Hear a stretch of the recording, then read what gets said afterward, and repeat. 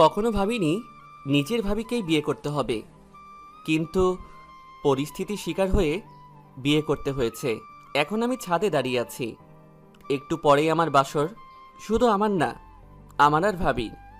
এখন তো ভাবি না, বউ।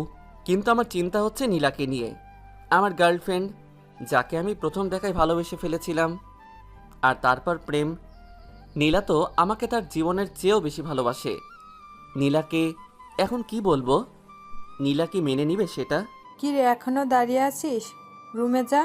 আম্মুর কণ্ঠে পিছনে ফিরে তাকালাম। তুই কি আপসেট? না, এটা তো আমার দায়িত্বের মধ্যে পড়ে। যা রুমে যা। আমি ছাদ থেকে নিচে আসলাম, রুমের দরজার সামনে দাঁড়িয়ে আছি। কি করব ভাবতে পারছি না। সাহস জুগিয়ে দরজা ঠেলে রুমে ঢুকলাম।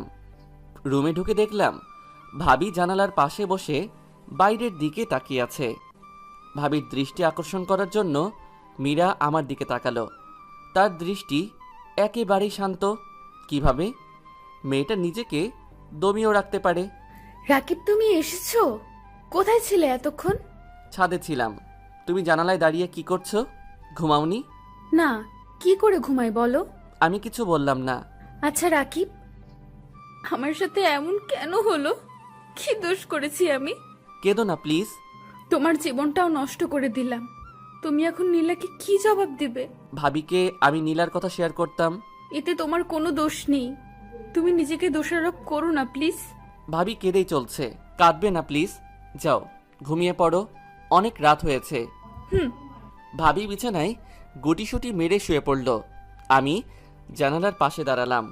ভাবিকে তো খুব ভালো করে সান্ত্বনা দিলাম। এখন নিজেকে শান্ত করি কি করে? নীলা আমাকে প্রতারক ভাববে না তো? কি করব এখন? কি করার আছে আমার?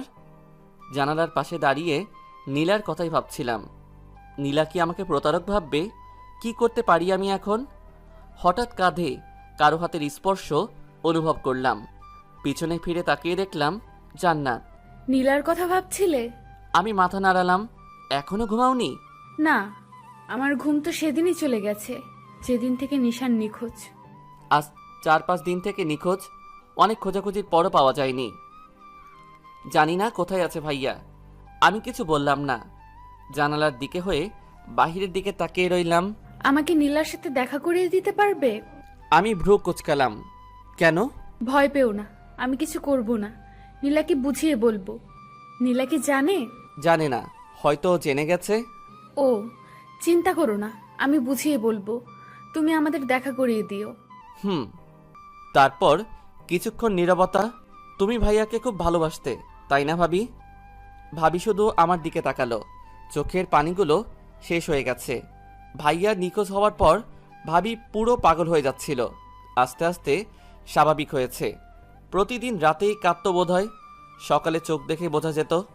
তোমার আর নীলার মাঝে আমি বাধা হয়ে দাঁড়ালাম, তাই না? না না, এটা তো তোমার কোনো দোষ নেই। এই সময় তোমাকে সাপোর্ট দেওয়া খুবই জরুরি, যেটা আমার দায়িত্ব। তুমি তো নীলাকে ভালোবাসো, তাহলে আমাকে বিয়ে করতে রাজি হলে কেন? আমি কিছু বললাম না। তুমি চুপ থাকলেও আমার সেটা অজানা নেই। আমি প্রশ্নসূচক দৃষ্টিতে তাকালাম। আম্মুর কথায়। এটা একটা কারণ অবশ্য। আম্মু জান্নাতকে নিজের মেয়ে হিসেবে ধরে নিয়েছে। আর ভাইয়ার তো কিছু হয়নি, তাহলে ভাবিকে তার আব্বুর বাসায় যেতে হবে কেন? কিন্তু ভাইয়াকে তো খুঁজেও পাওয়া যাচ্ছে না। তাই ভাবিকে এখানে রাখার জন্য এটাই একমাত্র কার্য, আমার সাথে বিয়ে দেওয়া। আর এমন সময় ভাবির সাপোর্ট প্রয়োজন। ঠিক বললাম। তবে তবে কি? ভাবি প্রশ্নসূচক দৃষ্টিতে তাকিয়ে আছে আমার দিকে। আরও একটি কারণ আছে। আমি যেটা ভাবছিলাম সেটাই কি? তুমি কি ভাবছিলে? আমার অনাগত সন্তানের জন্য। আমি মাথা নাড়ালাম। জান্নাত প্রেগনেন্ট, 4-5 মাসের হবে। জান্নাত কিছুক্ষণ আমার দিকে তাকালো। তারপর, জানো রাকিব, তুমি অনেক ভালো। কি জানি, হয়তো। আমি ভেবেছিলাম তুমি আমার উপর বিরক্ত, কিন্তু তুমি আমাকে খুব ভালোভাবেই সাপোর্ট দিচ্ছ। আমি ভাবলাম তুমি শুধু আম্মুর কথা রাখার জন্য বিয়েটা করেছো, কিন্তু সত্যিই তুমি খুব ভালো। আচ্ছা, তোমার এখন রেস্টের প্রয়োজন ভাবি। ঘুমিয়ে পড়ো, যাও। বোকা, সবার সামনে ভাবে ভাবি করবে নাকি? আম্মু এতে কষ্ট পাবে। তাহলে? ভাবি কিছুক্ষণ ভাবলো। নাম ধরে ডাকতে পারো। নাম ধরে? সমস্যা নেই তো? না কিন্তু। আচ্ছা, যাই ডাকো, সবার সামনে ভাবি ডেকো না শুধু। ওকে যাও শুয়ে পড়ো। Good night. Good night. আমি গিয়ে সোফায় শুয়ে পড়লাম, কিন্তু জান্নাত জানালার পাশে দাঁড়িয়ে রইল। কি হলো, ঘুমাবে না? ঘুম আসবে না। কেন? প্রতি রাতে তো নিশান আমার মাথায় হাত বুলিয়ে ঘুম পাড়িয়ে দিত। এখন তো নিশান নেই, তাই ঘুমও নেই। কিন্তু তোমার তো ঘুমানো প্রয়োজন। কিন্তু আমার তো ঘুম আসবে না। এক কাজ করতে পারি। কি? আমি মাথায় হাত বুলিয়ে দেই, ঘুমিয়ে পড়ো। জান্নাত আশ্চর্য হয়ে তাকালো আমার দিকে, ইতস্তত বোধ করছে, নিজেকে অপরাধী মনে করছে। কি হলো? না না, লাগবে না, আমি ঘুমাতে পারবো। কিভাবে? চেষ্টা করলে এমনিতেই ঘুম আসবে। আমি সোফা থেকে উঠে জান্নাতের কাছে গেলাম। আমি জানি তোমার ঘুম আসবে না, চলো। আমি মাথায় হাত বুলিয়ে দিচ্ছি। আমি জান্নাতের হাত ধরে টেনে বিছানার দিকে যেতে লাগলাম। জান্নাত অবাক হয়ে তাকিয়ে আছে আমার দিকে, কিছু বলতে পারছে না। আমি জান্নাতকে শুইয়ে দিয়ে মাথায় হাত বুলাতে লাগলাম। জান্নাত লজ্জায় চোখ বুজে নিল। জান্নাতের কেমন কেমন লাগছে। এতদিন নিশানের সাথে সংসার করলো, আর এখন তার আপন ছোট ভাইয়ের সাথে। ছি, নিজেকে অপরাধী মনে হচ্ছে জান্নাতের। জান্নাত ঘুমিয়ে গেলে আমি উঠে সোফায় গিয়ে শুয়ে পড়ি। কখন ঘুমালাম মনেই নেই। যখন ঘুম ভাঙল, চোখ খুলে দেখলাম সকাল হয়ে গেছে। হাত পা উপরে তুলে বড় করে হাই তুললাম। বিছানার দিকে তাকিয়ে দেখলাম জান্নাত এখনও ঘুমিয়ে আছে। ঘুমন্ত অবস্থায় পরীর মতো লাগছে। কিছুক্ষণ তাকিয়ে থাকলাম, মোবাইলটা হাতে নিয়ে অন করলাম। নীলার 10টা মেসেজ দেখে আমার চোখ চরক গাছ। মেসেজ ওপেন করলাম। কংগ্রেস মিস্টার কাব্য, আপনার বিবাহিত জীবন সুখী হোক। তুমি কি জানতে না যে আমি তোমাকে কতটুকু ভালোবাসতাম? কেন এমন করলে আমার সাথে? কি দোষ করেছিলাম আমি? আমার অপরাধটা কি ছিল? You are a cheater Kabya, you are a liar. সেদিন কি বলেছিলে মনে আছে? জীবন চলে গেলেও আমাকে তোমার কাছ থেকে কেউ আলাদা করতে পারবে না। এই তার নমুনা। লাস্ট একটা জিনিসই চাই, তুমি সুখে থাকো। মেসেজগুলো পড়ে আর বুঝতে বাকি রইল না যে নীলা আমার বিয়ের ব্যাপারটা জেনে গেছে। শিট, এখন কি করে বোঝাবো নীলাকে যে আমি নিজ থেকে এই বিয়ে করতে চাইনি? কি করে বোঝাবো? উফ, কি করি এখন? সত্যি নীলা আমাকে অনেকটাই ভালোবাসে, তাই হয়তো ব্যাপারটা সহ্য করতে পারিনি। তাড়াতাড়ি করে নীলার ফোনে কল করলাম। না, বন্ধ দেখাচ্ছে। নীলা তাহলে সত্যি আমাকে প্রতারক ভেবে নিল। আমি আর কি করতাম? কিন্তু নীলা যাই করুক, নীলাকে ছাড়া তো আমি থাকতে পারবো না। আম্মুকে নীলার কথাটা বলা হয়নি, বলার সময় পাইনি। হঠাৎ করেই বিয়েটা হয়ে গেল। রাকিব, কোনো সমস্যা? নীলাতেই মগ্ন ছিলাম।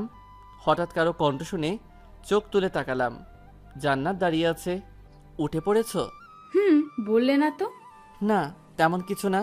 আমি জানি সমস্যাটা। আমি অসহায় দৃষ্টিতে তাকালাম জান্নাতের দিকে। মেয়েটার আশ্চর্য এক ক্ষমতা আছে, মনে কথা বুঝে নিতে পারে। নীলা বিয়ের ব্যাপারে জেনে গেছে, তাই না? আমি মাথা নাড়ালাম। ভয় পেও না, তুমি শুধু আমার আর নীলার যোগাযোগ করিয়ে দিও, বাকিটা আমি দেখে নিব। হুম আচ্ছা, মনে থাকে যেন। বলে জান্নাত ওয়াশরুমে ঢুকলো। ফ্রেশ হয়ে বেরিয়ে এলো। ফ্রেশ হয়ে নিচে আসো। বলে জান্নাত নিচে চলে গেল। আমি বুঝি না মেয়েটা আমার কেয়ার করছে না আমি মেয়েটার কেয়ার করছি।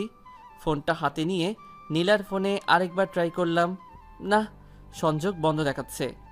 এই মেয়েটাও না একটুতে অভিনয় করে ফেলে, কিন্তু এই ব্যাপারটা তো একটু না, অনেক বড়ই। কারো ভালোবাসার মানুষের অন্য কারোর সাথে বিয়ে হয়ে গেলে কেউই স্বাভাবিক থাকে না। নীলাকে নিয়ে প্রচুর টেনশন হচ্ছে। আমার এমন কর্মকাণ্ডে অনেক কষ্ট পেয়েছে মেয়েটা। এসব ভাবতে ভাবতেই ওয়াশরুমে ঢুকলাম। জান্নাত নিচে নেমে এলো। খুব অস্থির লাগছে নিজেকে। রাতে একটু ঘুমাইনি। ভেবেছিল আমি ঘুমিয়ে পড়েছি, কিন্তু আমি ঘুমাইনি। কি করে ঘুমাবে জান্নাত? এতদিন যার স্পর্শে ও ঘুমের দেশে তলিয়ে যেত, এখন তো সেই নেই। তাহলে জান্নাত ঘুমোবে কি করে? নিশান কি আর ফিরে আসবে না? যদিও আসে, তাহলে শুনে যদি ওর ছোট ভাইয়ের সাথে আমার বিয়ে হয়েছে, তখন কি ভাববে?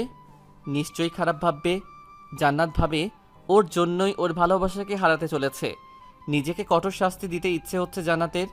যে করি হোক, নীলা রাকিবের ভালোবাসা সহজ করে দিতে হবে, সমস্যার সমাধান করতে হবে। আমি ফ্রেশ হয়ে একটা শার্ট পরে নিচে নামলাম। বাসাটা বেশ উৎসব মুখর। তেমনটা না হলেও একমত আর কি। যতই হোক ছোট ছেলের বিয়ে।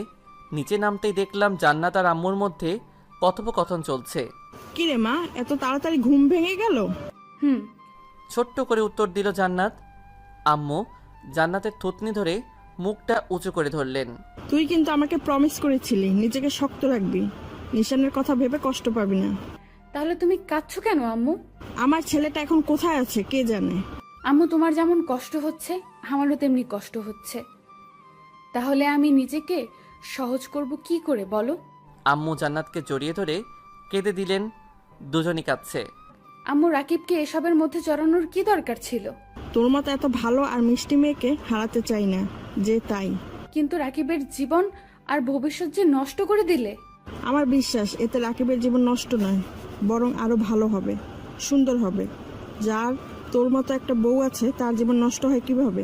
জান্নাত নির্লিপ্ত দৃষ্টিতে তাকিয়ে আছে আম্মুর দিকে। আচ্ছা যা, এখন টেবিলে গিয়ে বস, আমি নাস্তা রেডি করাচ্ছি। আম্মু আমার দিকে আসলো। আমাকে দেখতেই মিষ্টি একটা হাসি দিলেন। ঘুম ভাঙলো তোর? হুম। যা টেবিলে যা। টেবিলের দিকে না গিয়ে একটু বাইরের দিকে গেলাম। নীলাকে ফোনে ট্রাই করলাম, দেখি পাই কিনা, কিন্তু না, এখনও সুইচ অফ দেখাচ্ছে। হঠাৎ করে আরেকবার ট্রাই করতেই ফোন ঢুকে গেল। 2-3বার রিং হওয়ার পর রিসিভও করলো। হ্যালো নীলা, হ্যালো নীলা, তুমি শুনতে পারছো? Hello hello. তবু ওপাশ থেকে কোনো শব্দ আসছে না। আমি জানি এটা নেট প্রবলেমের কারণে হচ্ছে না, বরং নীলা নিজ থেকে কথা বলছে না। টুট টুট টুট। শিট, কেটে দিল। কি করে বোঝাই এই মেয়েকে যে আমি কতটা ভালোবাসি ওকে? সারা রাত কত কষ্টের মধ্যে কাটিয়েছি ওর জন্য। নীলা কি সেটা বুঝতে পারবে না কখনো? আরও কয়েকবার ট্রাই করলাম, রিং হচ্ছে, রিসিভ করছে না।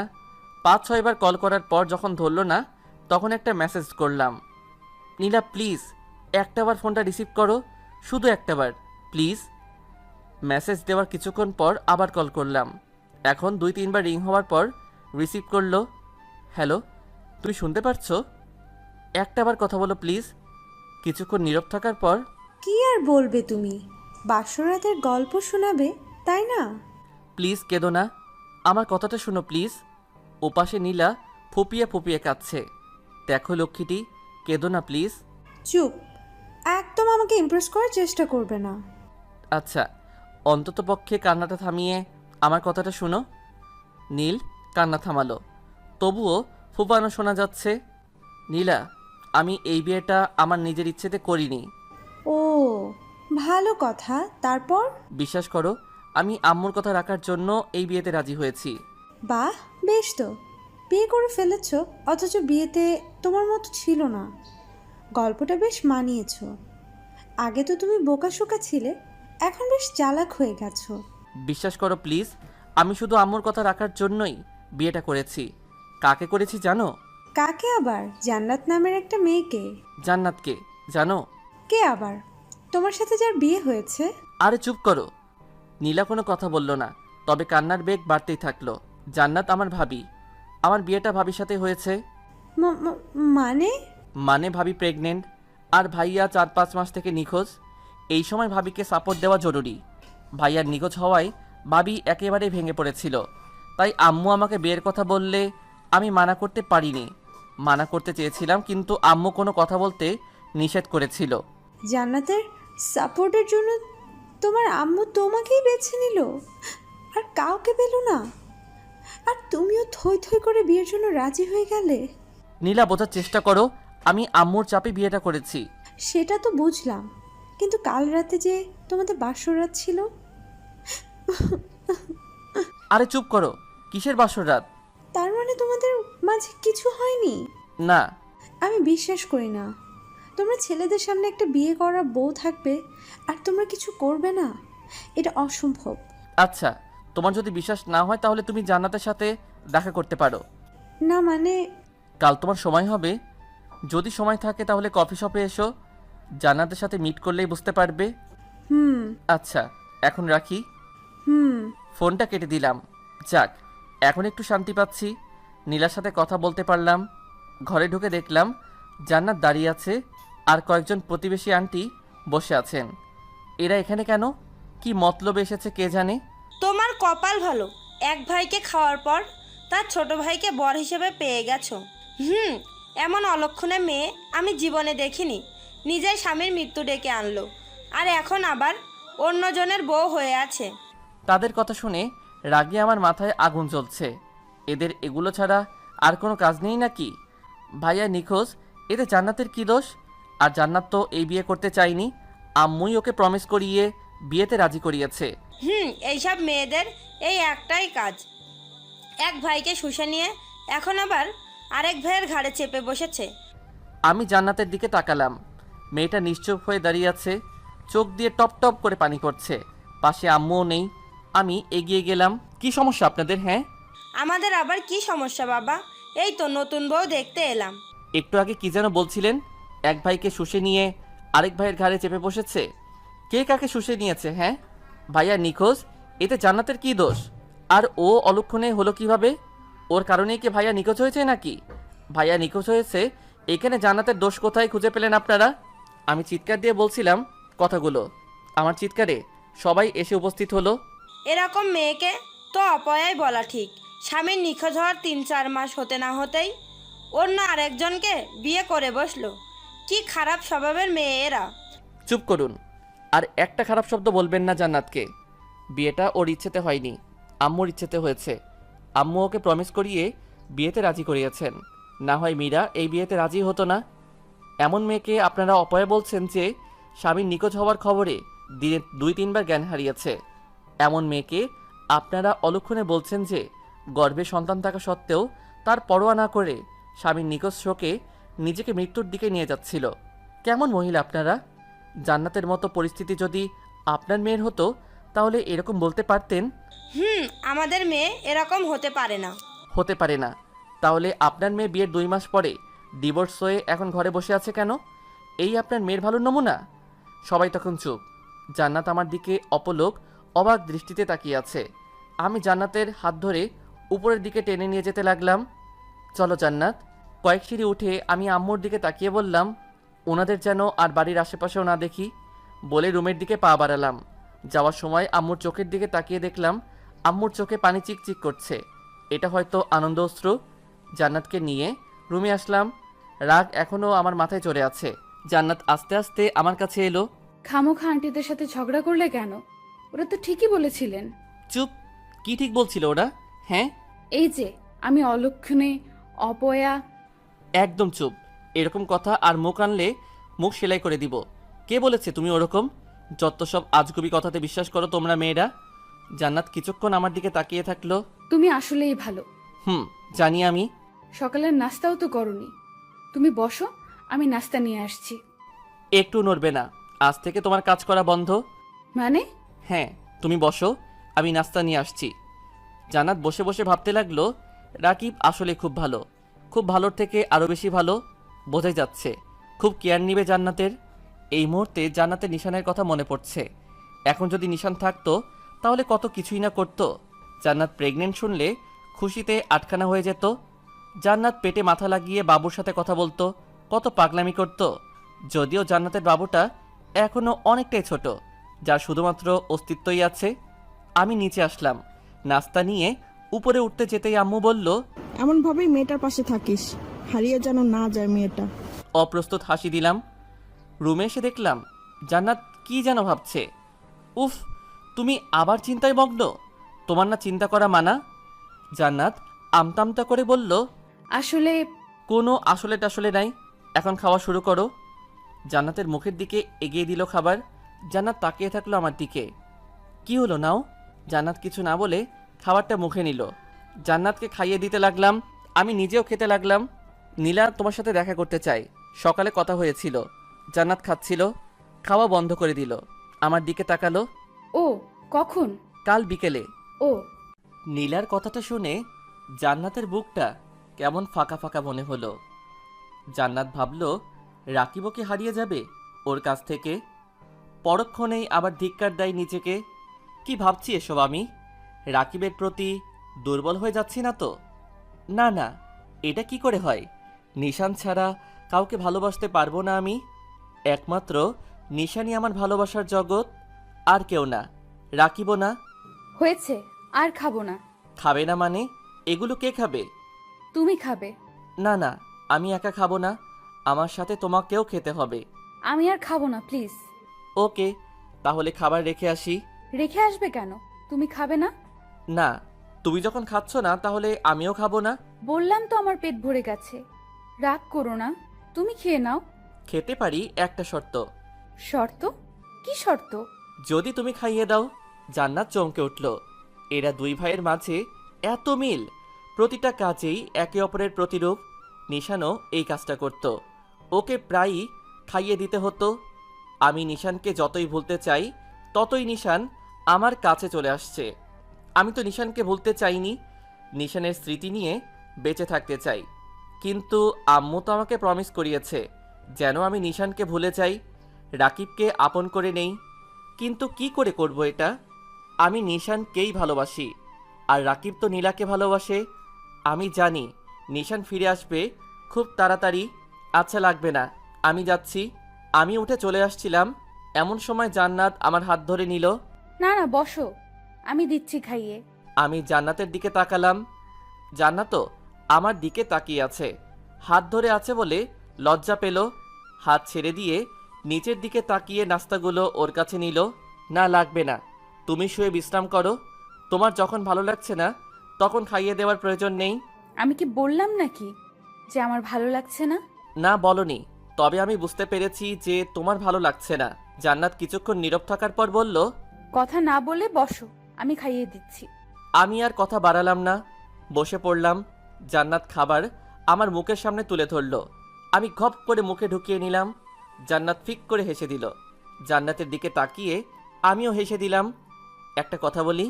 বলো। তোমার ওই ব্যাকাদারটা তো আগে কখনো দেখিনি, হাসলে খুব সুন্দর লাগে তোমাকে।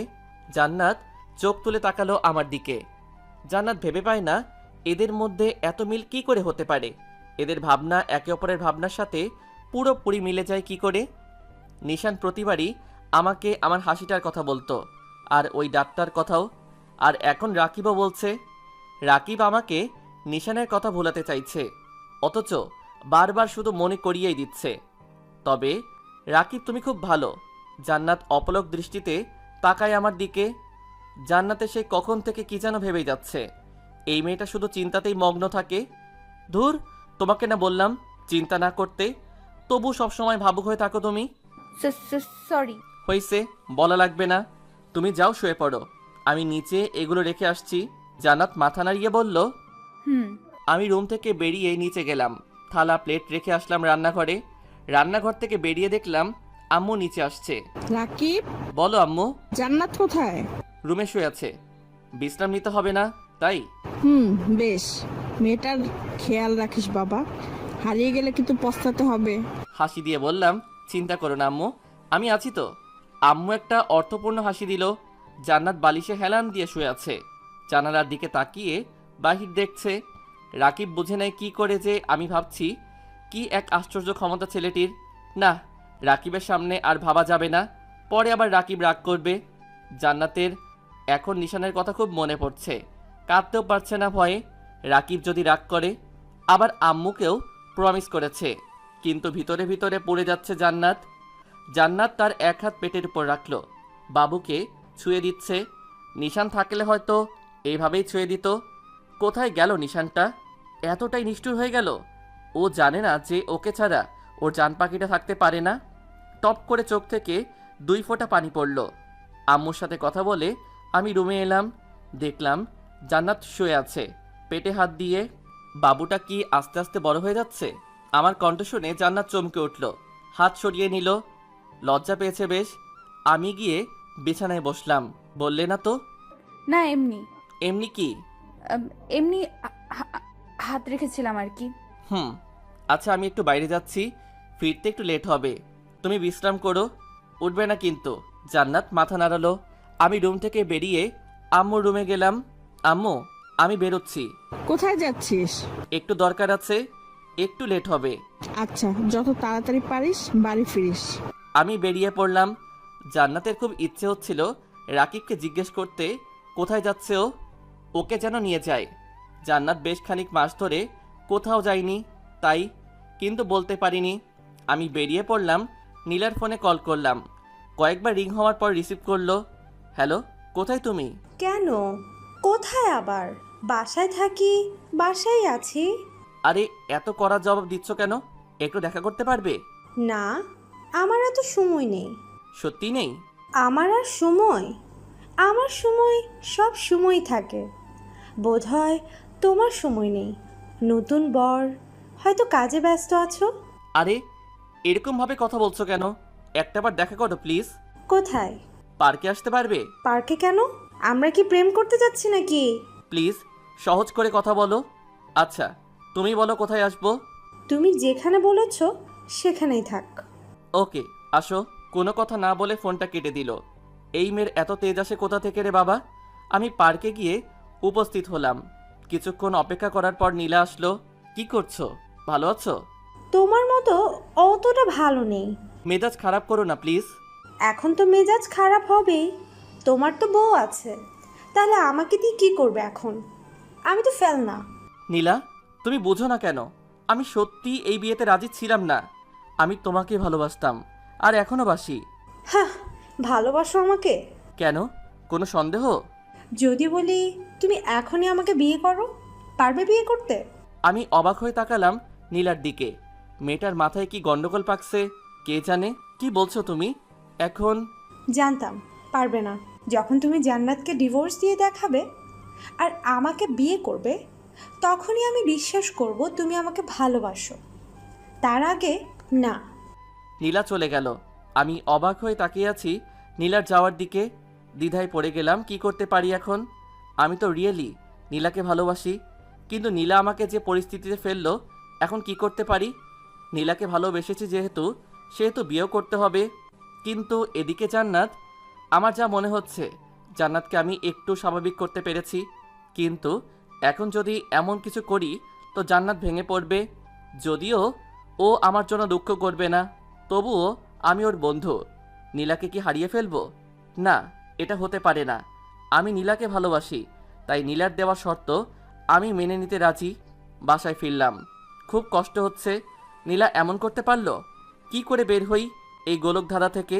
একদিকে জান্নাত আমার বিয়ে করা স্ত্রী, একদিকে প্রেমিকা নীলা আমার ভালোবাসা। জান্নাতকে ডিভোর্স দিলে আম্মু আর জান্নাতও কষ্ট পাবে। আম্মুর সিদ্ধান্ত ছাড়া তো কিছুই করতে পারবো না, আর নীলাকে ছাড়া তো আমি অসম্পূর্ণ।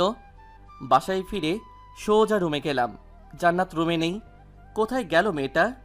বলেছিলাম বিশ্রাম করতে, আর উনি কোথায় যে গেল? আম্মুর রুমের দিকে গেলাম। কিরে, এসে গেছিস? জান্নাত কোথায়? কোথায় আবার? রুমেই আছে, দেখ গিয়ে। পেলাম না তো। ভালো করে খুঁজে দেখ, রুমেই কোথাও আছে মনে হয়। রুমে এসে চারিদিক খুঁজে দেখলাম কোথাও নেই। বারান্দায় কারো উপস্থিতি টের পাচ্ছি, মনে হয় বারান্দায় আছে। বারান্দায় গিয়ে দেখলাম জান্নাত বারান্দার গ্রিলে হাত রেখে দাঁড়িয়ে আছে, বাহির দেখছে বোধহয়। বলেই গেলাম শুয়ে বিশ্রাম নিতে, আর উনি বারান্দায় দাঁড়িয়ে বাহিরের দৃশ্য অবলোকন করছেন। জান্নাত বারান্দায় দাঁড়িয়ে বাহিরের দিকে তাকিয়ে আছে। অনেক দিন হলো বাহিরটা দেখেনি। আব্বু আম্মু তো বাসায় নিতে চাইছিল, কিন্তু যাইনি। রাকিব আর আমার বিয়ের দিন আম্মু ভিজে ভিজে চোখে তাকাচ্ছিল, তারপর আর আসেনি। বোধহয় মেয়ের এই কষ্ট দেখতে পারবে না বলে আসছে না। রাকিবটা সে কখন গেল, এখনও এলো না। ও পাশে থাকলে ভালোই লাগে, একাকিত্ব গুছিয়ে উঠতে পারি। কত সুন্দর সুন্দর কথা বলে, আমার কত কেয়ার নেয়। রাকিব কি নীলারও এমন কেয়ার নেয়? আমি অনেকক্ষণ ধরে দাঁড়িয়ে আছি, জান্নাত এখনও টেরই পাইনি। কি এত ভাবে মেয়েটা? নেই। আমার কথা শুনে জান্নাত চমকে পিছনে ফিরে তাকালো, অবাক দৃষ্টিতে তাকিয়ে আছে আমার দিকে। জান্নাত খুব বড়সড় শখ খেলো। রাকিব বুঝলো কি করে আমি মনে মনে কি ভাবছি। হ্যাঁ নেই, তুমি এই জগতে নেই, তুমি এখন ভাবনার জগতে। কি এত ভাবো? আমি কতক্ষণ ধরে দাঁড়িয়ে আছি, তোমার সেদিকে খেয়ালই নেই।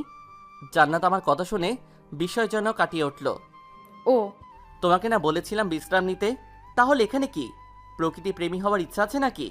না, শুয়ে থাকতে ভালো লাগছিল না, তাই এখানে দাঁড়িয়ে বাহির দেখছিলাম। ও, তুমি তো অনেকদিন হলো ঘুরতে যাও না। জান্নাত মাথা নাড়ালো। তাহলে আজ যাবে? কোথায়? ঘুরতে। জান্নাত আমার দিকে তাকিয়ে রইল। কি হলো? যাবে মানে যাবে, মানা করার চান্স নেই। কিন্তু কোনো কিন্তু না, সন্ধ্যায় আমরা ঘুরতে যাচ্ছি, এটাই ফাইনাল। ওকে? না মানে বললাম তো, আর কোনো কথা নেই। আমার ডিসিশনই ফাইনাল। জান্নাত মাথা নিচু করে দাঁড়িয়ে রইল। দুপুর হয়ে গেছে, লাঞ্চ সেরে নিতে হবে। একটু আগেই না খেলাম সকালের নাস্তা, তো এখন আবার খাবো কি করে? কেন হা করে খাবে? জান্নাত হেসে দিল। তারপর, সন্ধ্যায় যাচ্ছ তো? মানা করতে বারণ করলে তো, তাহলে তো যেতেই হবে, তাই না? Good girl. গুড গার্ল না ছাই? কিছু বললে? না তো। ও, আমি নিচে গেলাম। আম্মু আর রহিমা খালা তখন খাবার রেডি করছে। আব্বু অফিস থেকে বাসায় এসেছে লাঞ্চের জন্য। আমি নিচে যেতেই, কিরে বৌমা কোথায়? উপরে আসছে। ও, তা মেয়েটাকে একটু বাইরে ঘুরিয়ে নিয়ে আই, মনটা ভালো হবে। হ্যাঁ আব্বু, সন্ধ্যায় ঘুরতে যাব ভাবছিলাম। ও, খুবই ভালো কথা। গাড়ি নিয়ে সারা শহর ঘুরে আসিস বৌমাকে নিয়ে। জান্নাত রুমেই আছে, ভাবুক হয়ে বসে আছে। রাকিব বুঝে নিল যে ও ঘুরতে যেতে চায়। কি করে? আশ্চর্য। কিন্তু আমার যাওয়াটা কি ঠিক হবে? যদি না যাই তাহলে তো রাকিব রাগ করবে। কি করি? যেতেই তো হবে। নিশানটা যে কেন এমন করলো আমার সাথে? আজ তো রাকিবের বদলে নিশানের সাথে ঘুরতে যাওয়ার কথা ছিল, কিন্তু নিয়তি সেটা হতে দিল না। নিশানের বদলে রাকিবকে ঠিক করেছে নিয়তি। কিন্তু রাকিবকে আমি কি করে মানা করি? ও তো মানা করতেও বারণ করেছে। যাক, এসব কথা এখন নিচে যাই, না হয় ও নিজে উপরে এসে যাবে। জান্নাত রুম থেকে বেরিয়ে নিচে চলে গেল। জান্নাতের জন্য অপেক্ষা করছিলাম। জান্নাত সিঁড়ি দিয়ে নিচে নামলো। জান্নাতকে দেখতেই আব্বু স্নেহপূর্ণ একটা হাসি দিল। গুড। দুপুরে আম্মু আব্বুর কথায় আমরা হেসে উঠলাম। আমরা জানি আব্বু জান্নাতকে হাসানোর জন্য বলেছে এটা। জান্নাতরা ফিক করে হেসে দিল। শুভ নুন। আম্মু তো হাসতে হাসতে গড়াগড়ি খাচ্ছে জান্নাত আর আব্বুর কথাবার্তার ধরন দেখে।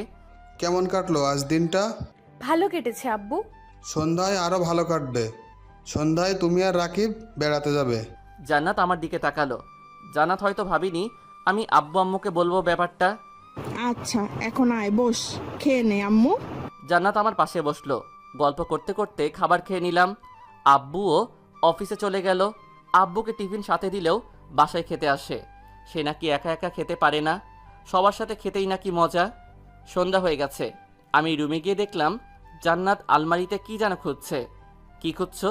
শাড়ি? জান্নাত ঘুরে দেখলো, আমি মাথা নাড়ালো। পছন্দ হচ্ছে না? না। আমি চুজ করে দিচ্ছি। শাড়িগুলো উল্টে পাল্টে দেখলাম। একটা সাদা শাড়ি পছন্দ হলো। আমি জান্নাতের দিকে এগিয়ে গেলাম। এটা? এটা পরলে তোমাকে সাদা পরীর মতো লাগবে। কি হলো? না কিছু না। আমি একটা নীল শার্ট প্যান্ট পরে রেডি হয়ে নিলাম। রুম থেকে বেরিয়ে গেলাম। নীলাকে কল করতে হবে, না জানি মেয়েটা কি করছে। আমাকে শক্ত শক্ত কথা বললেও আমি জানি ও নিজে কষ্ট পেয়েছে। কল দিলাম কিন্তু রিসিভ করছে না। কিছুক্ষণ পর মোবাইলটা সুইচ অফ দেখাচ্ছে। শিট, মোবাইলটা বন্ধ করে দিয়েছে।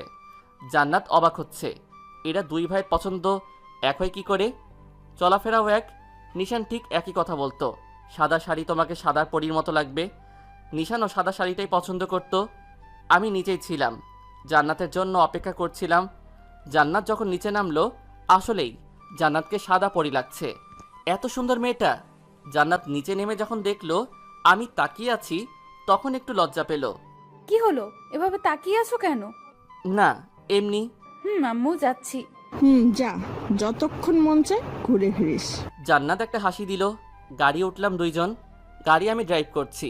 জান্নাত বাইরের দিকে তাকিয়ে আছে, বাইরের দিকটা দেখছে। জান্নাতকে নিয়ে একটা নদীর কিনারায় নিয়ে গেলাম। জায়গাটা তেমন পপুলার না, এমনি জায়গাটা সুন্দর বলে অনেকে এখানে আসে ঘুরতে। খুব সুন্দর পরিবেশ। জান্নাত গাড়ি থেকে নামতেই লাফালাফি শুরু করে দিল, যেন কত বছর পর ঘুরতে আসলো। অনেক ঘোরাঘুরি করলাম, খেলাম। জান্নাতকে খুব খুশি মনে হচ্ছে। এখন যাওয়া যাক, অনেক রাত হয়ে গেছে। চলো। না, আরও কিছুক্ষণ থাকবে। না চলো। গাড়িতে উঠলাম, গাড়ি স্টার্ট করলাম। অনেক পথ এগিয়ে আসলাম। হঠাৎ জান্নাত চেঁচিয়ে উঠল। জান্নাত সামনের সিটে আমার পাশেই বসেছিল। রাকিব, গাড়ি থামাও রাকিব। কি কি হয়েছে? নিশানকে দেখেছি আমি। গাড়ি থামাও রাকিব। ভাইয়ার কথা শুনে আমি গাড়ি থামালাম, গাড়ি থেকে বেরোলাম। জান্নাত পাগলের মতো আচরণ করছে। কোথায় দেখেছো? কোথায়? ওই তো, এদিকে একটা গাড়ি যাচ্ছিল, ওইটাতে দেখেছি। রাকিব, নিশানকে এনে দাও রাকিব। তুমি এখানেই থাকো, আমি আসছি। আমি দৌড় দিলাম, চারিদিকে খুঁজতে লাগলাম। একটা গাড়ি দেখলাম, গাড়ির পিছনে ছুটলাম, কিন্তু নাগাল পেলাম না। দৌড়ে গাড়ির পাশে এলাম। জান্নাত দাঁড়িয়ে আছে, কাঁদছে। রাকিব, নিশান কোথায় রাকিব? তাড়াতাড়ি গাড়িতে ওঠো, তাড়াতাড়ি। গাড়িতে উঠে তাড়াতাড়ি স্টার্ট করলাম। গাড়িটা যেদিকে গেছে সেদিকটা অনুসরণ করলাম, কিন্তু সেদিকে গিয়ে গাড়িটা খুঁজে পেলাম। পাগলের মতো গাড়ি চালাতে লাগলাম। না, পেলাম না, কোথাও দেখা যাচ্ছে না। তুমি ঠিক দেখেছো তো? ভাবি কাঁদতে কাঁদতে বলল। হ্যাঁ, আমি সত্যিই দেখেছি, একটা গাড়িতে ছিল। উফ, খুব বড় ভুল করে ফেললাম। গাড়ির নাম্বারটাও নোট করা হয়নি। ধ্যাত। জান্নাত কেঁদেই যাচ্ছে। কি করে বোঝাই এখন? জান্নাত, তোমার হয়তো ভুল হয়েছে, বোধহয় ভুল দেখেছো। না না রাকিব, আমি সত্যিই নিশানকে একটা গাড়ি ড্রাইভ করে যেতে দেখেছি। তুমি আমার নিশানকে এনে দাও রাকিব, আমার নিশানকে এনে দাও। আমি আলতো করে মীরার মাথায় দিলাম। প্লিজ, তুমি শান্ত হও। তোমার এখন এভাবে উত্তেজিত হওয়া ঠিক না। জান্নাত তবুও কাঁদছে। জান্নাত, ভাইয়া নিখোঁজ, হয়তো কখনো ফিরবে না, না হয়।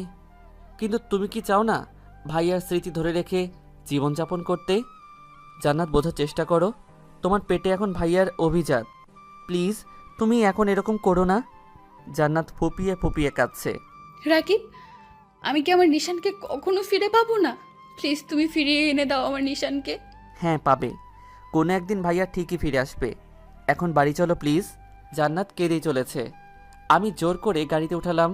তাড়াতাড়ি গাড়ি ড্রাইভ করে বাসায় ফিরলাম। গাড়ির স্টার্ট বন্ধ করে জান্নাতকে ডাকলাম।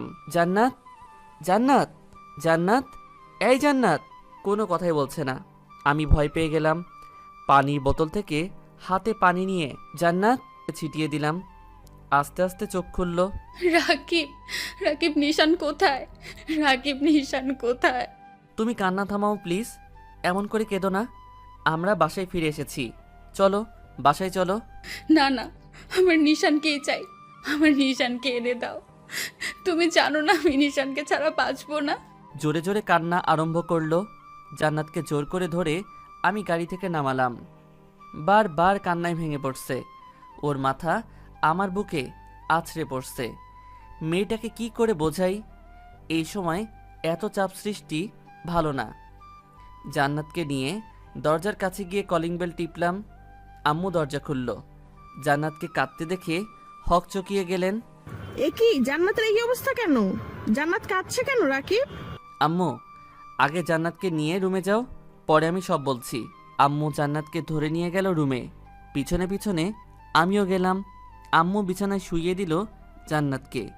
জান্নাত কাঁদতে কাঁদতে অস্থির হয়ে যাচ্ছে। আমি পাশে গিয়ে বসলাম। জান্নাতের মাথায় হাত বুলাতে বুলাতে বললাম, শান্ত হও প্লিজ, আর কেঁদো না, এরকম করো না তুমি। জান্নাত তবুও কাঁদছে। আম্মু, তুমি যাও, আমি জান্নাতকে ঘুম পাড়িয়ে আসছি। আম্মু জান্নাতের মাথায় হাত বুলিয়ে চলে গেলেন। আমি জান্নাতের মাথায় হাত বুলাতে লাগলাম। জান্নাত কাঁদছে তো কাঁদছেই। চোখ বন্ধ করো, চোখ বন্ধ করো প্লিজ। আমি নিজে জান্নাতের চোখ বন্ধ করালাম, মাথায় হাত বুলিয়ে দিতে লাগলাম। আমি স্পষ্ট দেখতে পাচ্ছি জান্নাত ফোপাচ্ছে। অনেকক্ষণ মাথায় হাত বুলিয়ে দিলাম। মেয়েটা ঘুমিয়ে পড়েছে, কাঁদতে কাঁদতে ক্লান্ত হয়ে গেছে। আমি আলতো করে উঠে পড়লাম, লাইট নিভিয়ে নিচে গেলাম। আম্মু পায়চারি করছে। আমাকে দেখেই এগিয়ে এলো। রাকিব, রাকিব, জান্নাতের কি হয়েছে? আম্মু, জান্নাত ভাইয়াকে দেখেছে। আম্মু ধরপড়িয়ে তাকালো আমার দিকে। সত্যি? কোথায় আছে এখন? আমার ছেলে ভালো আছে তো? আম্মু, তুমি শান্ত হও, কাঁদছো কেন? কোথায় দেখছিস তোমরা? নিশান এখন কোথায় আছে? তুই ওকে বাড়িতে নিয়ে আসিসনি কেন? আর ও বাড়িতে আসেনি কেন? আম্মু, আম্মু শান্ত হও। ভাইয়াকে আমি দেখিনি। জান্নাতি আমাকে বলল যে পাশের একটা গাড়িতে ভাইয়া ছিল। আমিও চারিদিকে গাড়িটিকে খুঁজতে লাগলাম, কিন্তু কোথাও পেলাম না। আম্মু কেঁদে দিল। আমার ছেলেটা এখন কোথায় আছে কে জানে? যেখানেই থাকুক না কেন, আল্লাহ যেন তাকে সুস্থ রাখেন। আমি আম্মুকে জড়িয়ে ধরে সান্ত্বনা দিলাম। আম্মু, জান্নাত যখন দেখেছে ভাইয়াকে, তখন ভাইয়া এই শহরেই কোথাও আছে। তুমি চিন্তা করো না, আমরা খুঁজে বের করব ভাইয়াকে। আম্মু মাথা নাড়ালো, তবে কেঁদেই যাচ্ছে। আমি তো আম্মুকে সান্ত্বনা দিলাম, কিন্তু ভাইয়াকে এখন খুঁজব কোথায়? কোথায় আছে ভাইয়া? এখন রুমে যাই, জান্নাতকে গিয়ে দেখে আসি। মেয়েটা কি করছে কে জানে। রুমে গিয়ে দেখলাম জান্নাত এখনও ঘুমিয়ে আছে, কাচুমাচু হয়ে শুয়ে আছে। আমি গিয়ে ওর মাথার পাশে বসলাম, মাথায় হাত বুলিয়ে দিতে লাগলাম। আমি জান্নাতের মুখের দিকে তাকিয়ে আছি। কি আছে ওর মুখে যেটা আমাকে টানছে ওর দিকে? এত মায়াবী মেয়েটা। জান্নাতের প্রতি আমি আকৃষ্ট হয়ে পড়ছি। কিছুক্ষণ জান্নাতের মাথায় হাত বুলিয়ে দিলাম, তারপর বারান্দায় গেলাম। নীলার ফোনে ট্রাই করছি, কিন্তু ফোন রিসিভ করছে না। ধ্যাত, ফোন ধরছে না কেন?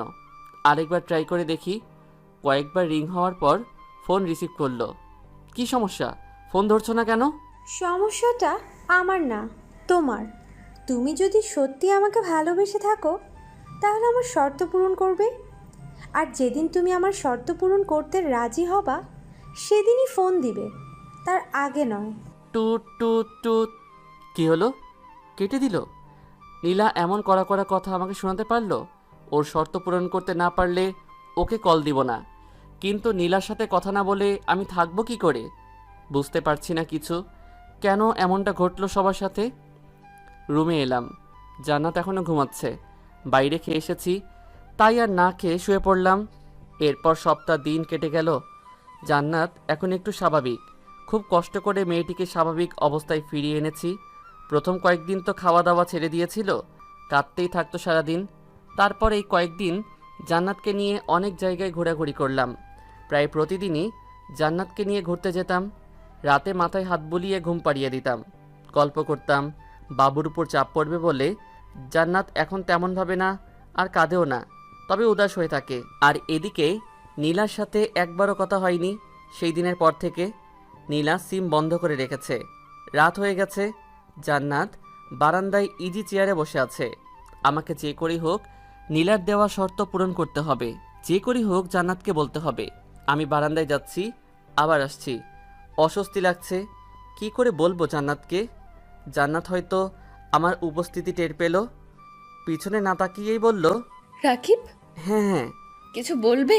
ঘুরে আমার দিকে তাকালো। আমি মাথা নাড়ালাম। বলো। তুমি যদি কষ্ট পাও? নিচের দিকে তাকিয়ে বললাম। জান্নাত কি হাসলো। কষ্ট পাবো কেন? আর আমি জানি তুমি আমাকে এমন কোনো কথা বলবে না যাতে আমি কষ্ট পাই। আমি চোখ তুলে জান্নাতের দিকে তাকালাম। এ কি, তোমার চোখ লাল কেন? জান্নাত চেয়ার থেকে উঠে পড়ল, আমার পাশে এসে আমার হাত ধরলো। বলো কি হয়েছে তোমার? একমাত্র তুমিই ছিলে আর আছো যে আমাকে আমার পরিস্থিতির সাথে মোকাবেলা করতে সাহায্য করেছো আর করছো। এখন বলো আমি তোমার জন্য কি করতে পারি? আমি কোনো কথা না বলে নিচের দিকে তাকিয়ে রইলাম। জান্নাত এসে আমার দু গালে হাত দিয়ে মাথা উপরে তুলল, আমার চোখের দিকে তাকালো। বলো। নীলা বলেছে। কি হলো? থেমে গেলে কেন? কি বলেছে বলো? তোমাকে ডিভোর্স দিয়ে যেন ওকে বিয়ে করে নেই। জান্নাতের মুখ মলিন হয়ে গেল, আমার গাল থেকে হাত লাগিয়ে নিল। আমি জানি তুমি কষ্ট পাবে, তুমি নিজেকে দোষারোপ করবে, তুমি হয়তো ভাববে তুমি খারাপ, তাই আমি তোমাকে ছেড়ে চলে যাচ্ছি। কিন্তু তুমি খুব ভালো জান্নাত।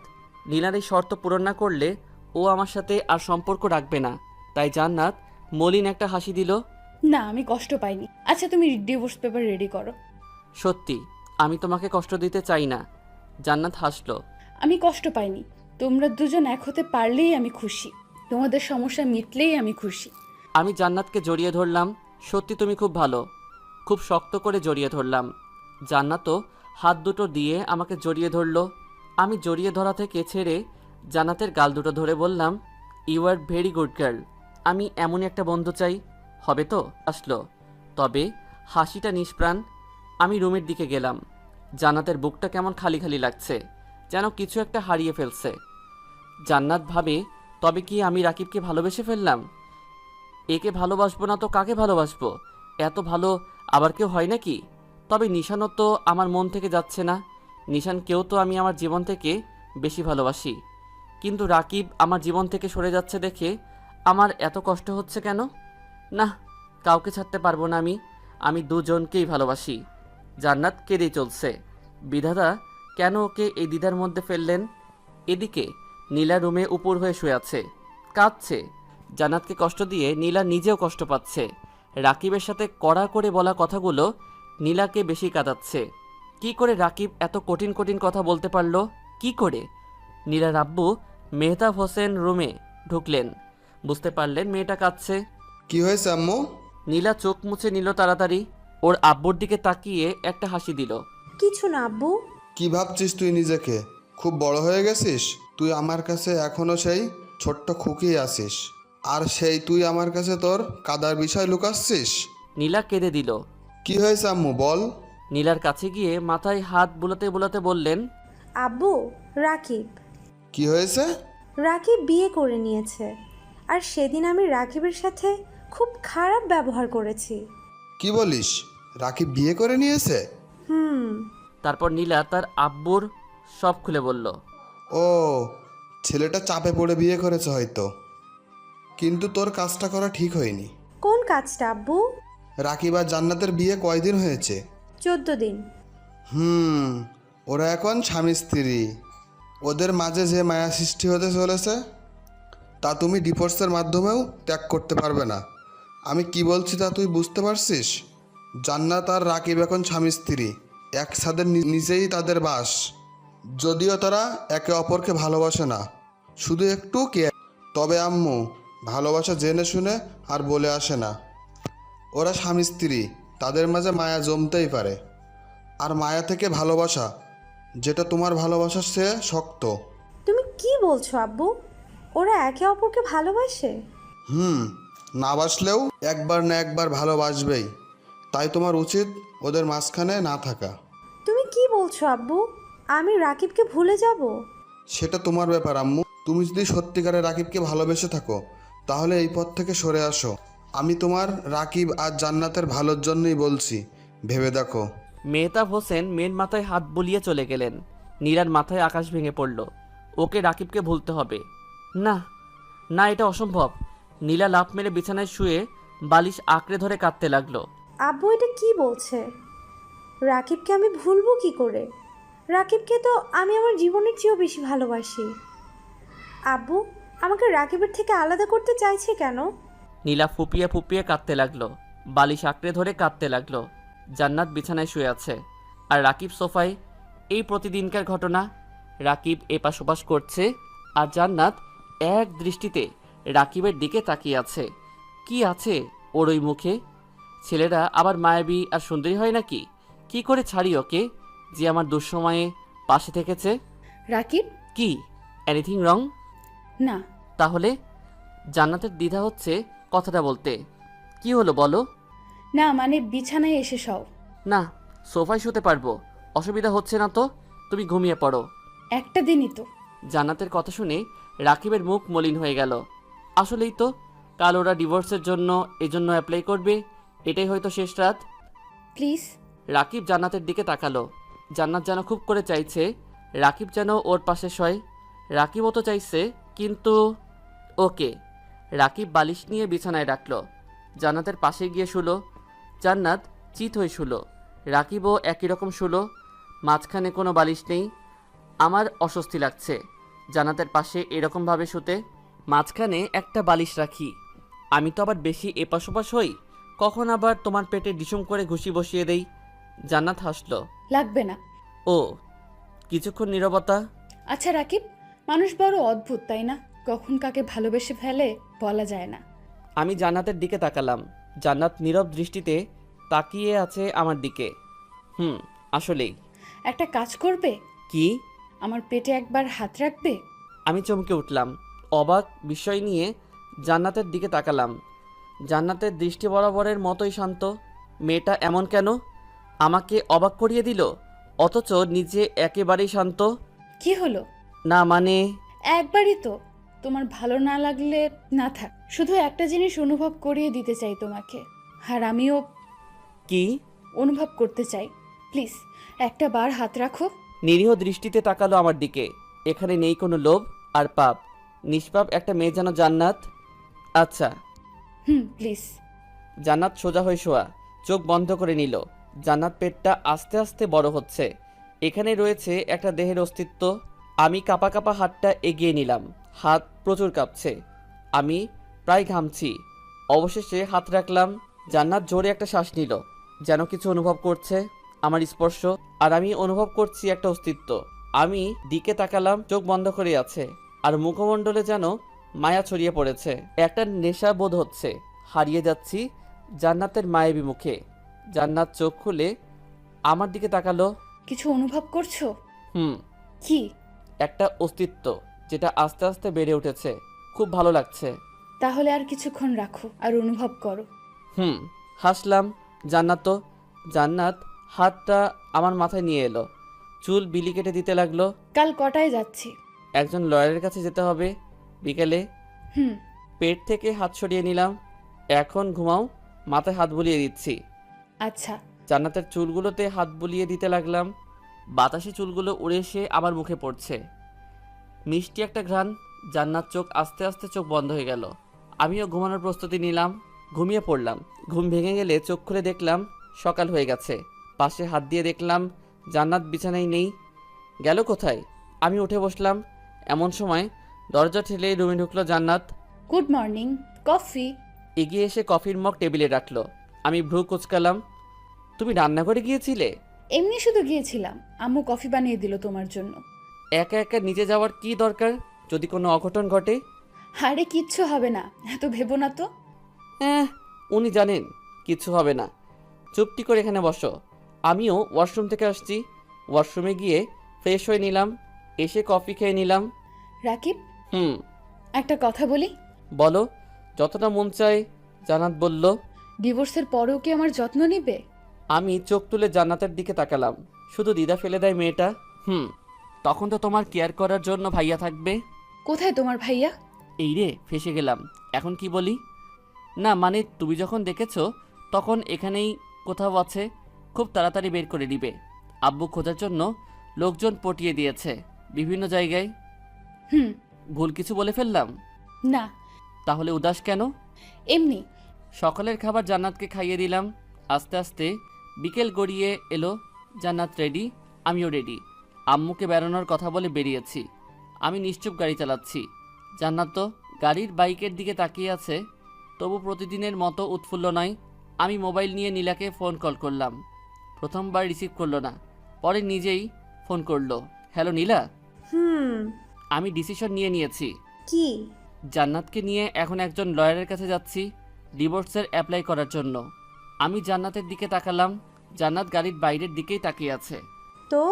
মানে, তুমি খুশি না? না, তোমার মতো ছেলেকে আমি ভালো না বাসলেই খুশি হতাম।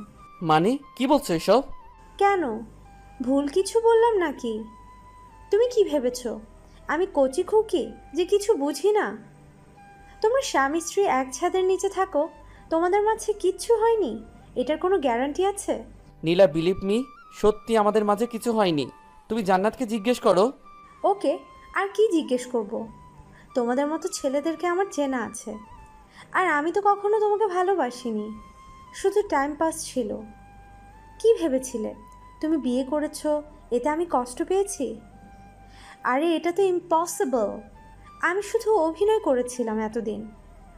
এখন তো তুমি বিবাহিত, আর আমার আপদ বিদায়। নীলা, তুমি এতটা নিচে নামতে পারলে?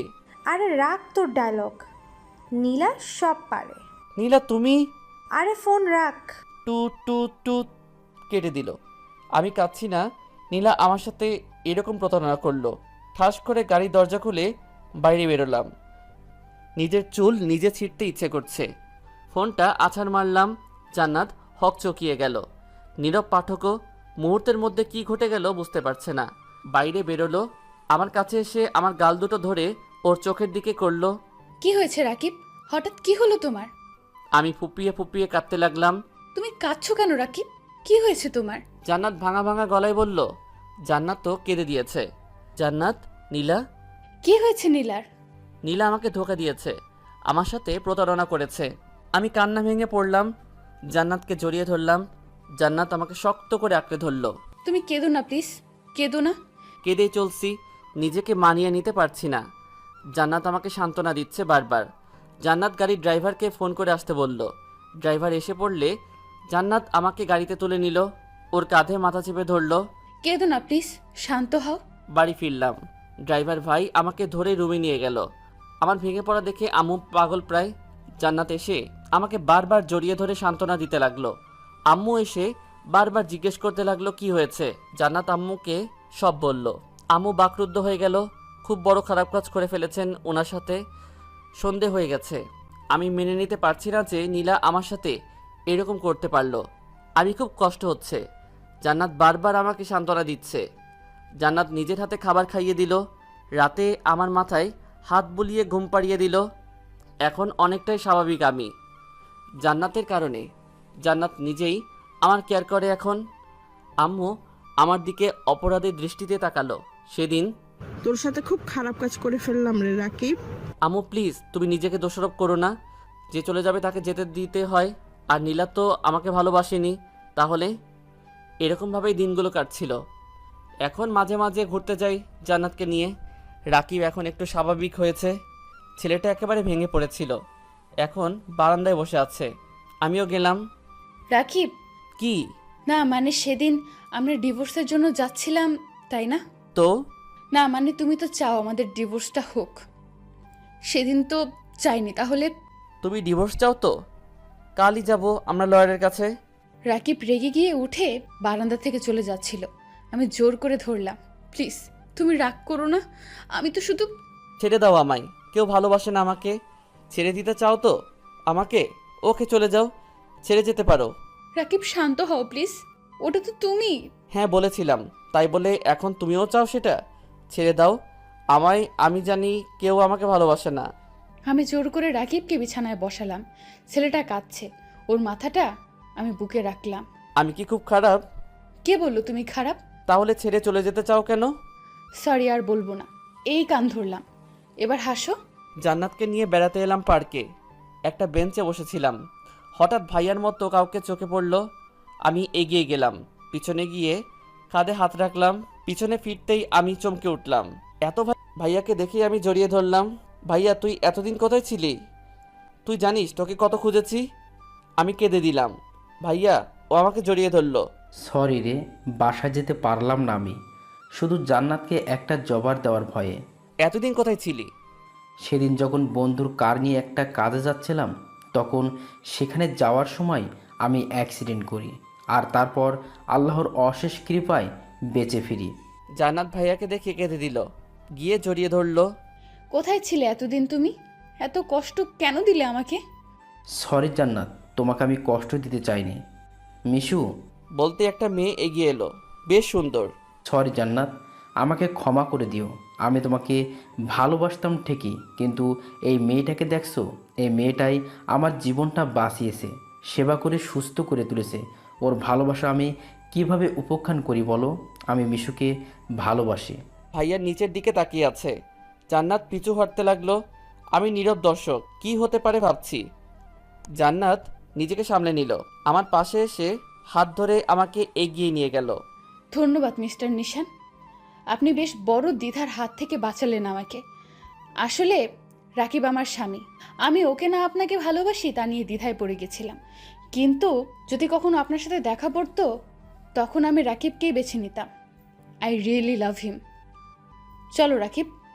আমাকে টেনে নিয়ে গাড়িতে উঠালো। আমি অবাক হয়ে তাকিয়ে থাকলাম। কি করছে জান্নাত? গাড়ি স্টার্ট করো। জান্নাত! কোনো কথা না। আমি গাড়ি স্টার্ট করলাম, সোজা বাড়িতে গেলাম। জান্নাত বাসায় গিয়ে সোজা রুমের দিকে গেল সিঁড়ি বেয়ে। আমিও গেলাম। বারান্দায় গিয়ে বাইরের দিকে তাকিয়ে থাকলো। এটা কি হলো জান্নাত? কেন, কি হলো? ভাইয়াকে তুমি রেখে চলে এলে আর মিথ্যা বললে কেন? কোনটা? তুমি আমাকে ভালোবাসো? আসলে তুমি একটা গাধা, কোনটা মিথ্যা কোনটা সত্য তাও জানো। কথাটা সত্য। জান্নাত চলে গেল, তাই হিসাব মিলাতে গেলাম। কি বলে গেল জান্নাত? ওটির বাইরে দাঁড়িয়ে আছে, ভিতরে আমার জান্নাত। জান্নাতের প্রেগনেন্সির পেইন উঠেছে, প্রসব ব্যথা। হাসপাতালে নিয়ে এসেছি। আমি কান্নায় ভেঙে পড়লাম, বসে পড়লাম ওটির সামনে। আম্মু বারবার সান্ত্বনা দিচ্ছে আমাকে। আমি ভাবছি কি হবে আমার সাদা পরিটার। অতপর অপেক্ষার প্রহর শেষ হলো। ডাক্তার বেরিয়ে এলেন। আমার অবস্থা বুঝে আমি কিছু জিজ্ঞেস করার আগে বললেন, কংগ্রেচুলেশন, আপনার একটা মেয়ে সন্তান হয়েছে। আর জান্নাত? নাও দে আর সেভ। আমি খুশিতে ডাক্তারকে জড়িয়ে ধরলাম। ওটির ভিতরে ঢুকতেই জান্নাত আমার দিকে তাকিয়ে একটা হাসি দিল। আমি পাশে গিয়ে জান্নাতের হাত ধরলাম। তুমি হাসছো? জানো আমার কি অবস্থা হয়েছে? তোমার কষ্ট হয়নি তো? জান্নাত আমার হাত শক্ত করে ধরলো। তুমি পাশে থাকলে আমি কিছুতেই কষ্ট বা ভয় পাই না। আমার মাথা জান্নাতের মাথায় ঠেকালাম। শুধু বউকে নিয়ে থাকবে, মেয়েকে কোলে নিবে না? মুচকি হেসে মেয়েটাকে কোলে নিলাম। আচ্ছা, মেয়েটা আমার মতো হলো কি করে? জান্নাত রহস্যময়ী হাসি দিল। কিছুটা অজানা আর রহস্যের মধ্যেই থাকে। তবে ভুল কিছু ভাবিয়েন না।